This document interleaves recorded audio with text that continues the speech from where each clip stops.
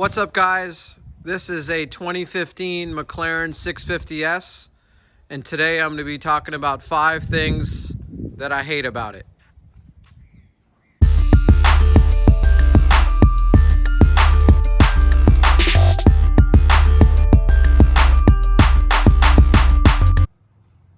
All right, so the first thing that I absolutely hate is this car's lift system. Now, I think this is relevant to all McLarens, but let's say get in the car, I'm gonna start it up, and then let's say we want to raise those up. We have adjustability here, so you have to go into this lever. I don't know if you guys can see it right there. It's up and back. So if you hit up, I always forget how to do this. So you got to push forward. Okay, then you got to go find it. All right. I've had this car a year and I still have problems doing this. And then to go up, you click that. It says ride height normal. Move stock up. All right, so now the vehicle's raising. Still raising. Still raising. Imagine you're at an area where you have to use it. Maybe there's a big bump or a dip going into a restaurant. Now it's finally done. And then let's say you want to bring it back down. Now it will automatically go down once you start driving, but let's say you want to bring it back down, you just do the same thing. Now it's going to say vehicle lowering. 2, 3, 4, 5, 6, 7, 8, 9, 10, 11, 12, 13, 14, 15, 16, 17, 18, 19, 20, 21, 22, 23, 24, 25, 26, 27. That is absolutely ridiculous. Absolutely ridiculous. Come on, McLaren. All right, the second thing that annoys me is, this one's a little bit more petty, but, you know, worth pointing out. This is the key here. Let's say we lock the car, everything's good, looks good, mirrors fold in. But let's say you forgot something in the car and you need to go ahead and, you know, run back real quick and grab it. Let's go unlock it.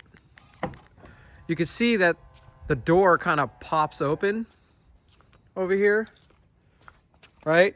So let's say you shut it.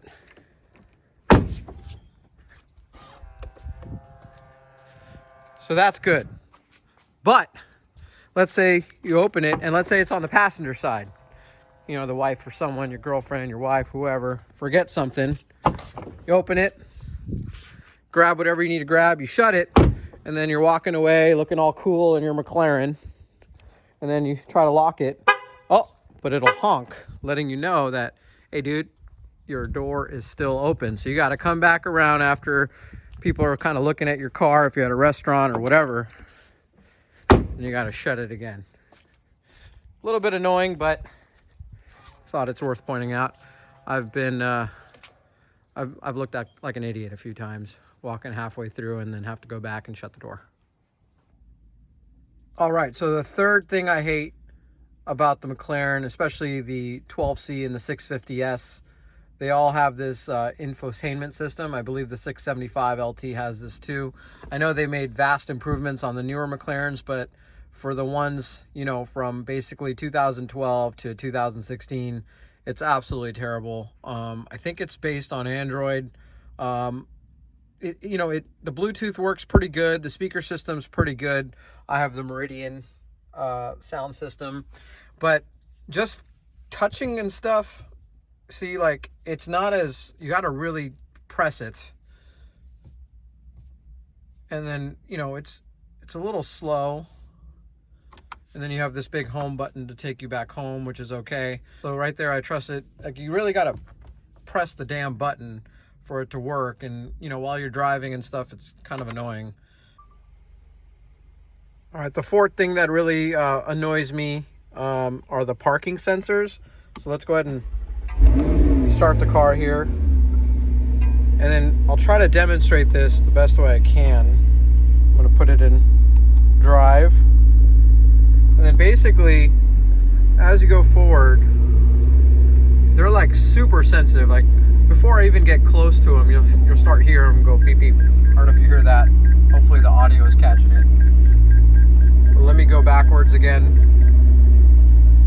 I mean, it's not even close to anything here. Let's get close to here. I'm still a good probably 3 feet away from the wall, and it's still going. And then let's see the back. The backup camera is really horrendous too. So let's see if you can see it here. So it's already going off, and look how much space I have. I mean, we're not even close, and I don't know if you hear the beeping, but it's still going off. Really, really annoying. And yeah, I should add in that backup camera sucks. All right, so the fifth and final thing that I hate about the McLaren 650S, actually in general in all McLarens, is cost of ownership and depreciation. The MSRP on this car was $362,000, and the market value now, depending on the miles and things like that, is probably less than 50% of that. And that really kind of sucks. You know, obviously if you bought this car new, I bought this car used, but you know, for anyone who buys a new McLaren, that depreciation, you know, right after you own it for a year or two, taking that kind of hit is pretty pathetic. To warranty this or keep this within warranty, it comes with a 3-year limited warranty, but after that, every year after you want to keep extending the warranty, which pretty much covers everything, it's about $5,000 per year. And if you do a 2-year, you get a little bit of a discount, but they only let you do it up to 2 years. Servicing annually, it's required through McLaren to keep the warranty active. Obviously, you can go to your own or do it yourself. However, the warranty explicitly says, at least through the McLaren warranty, is that you have to service it there once a year. I don't know if that's just bogus. I haven't fact checked that, so please leave it in the comments if you've heard otherwise. But essentially, depending on the year service, every year is a different interval, obviously, and I just completed my 4-year service, and it's anywhere from, you know, $1,500 to $2,000 on average per year. And every dealer is going to charge you a little differently, so I definitely recommend shopping around. But essentially, you know, let's just go with a $2,000 average. That's what you're looking at on basically keeping the car in service every year and keeping the warranty active. So all in all, if you factor in the 1-year warranty at $5,000 and let's say a round number of about $2,000 to keep it serviced, you're looking at a $7,000 per year cost of ownership just to kind of keep the car under warranty and doing that. And also, may I add, some dealerships will actually charge you for an inspection. Even though the car is under warranty, they'll charge you another $700-800 just to inspect the car to make sure it's eligible to extend the warranty, which is pretty ridiculous as well. But again, each dealer is a little bit different. Shop around, and you know, in your local area, hopefully you have dealers around you, multiple ones here in Southern California. There's quite a few, but you know, for more remote areas, you might be a little bit stuck, but just keep that in mind.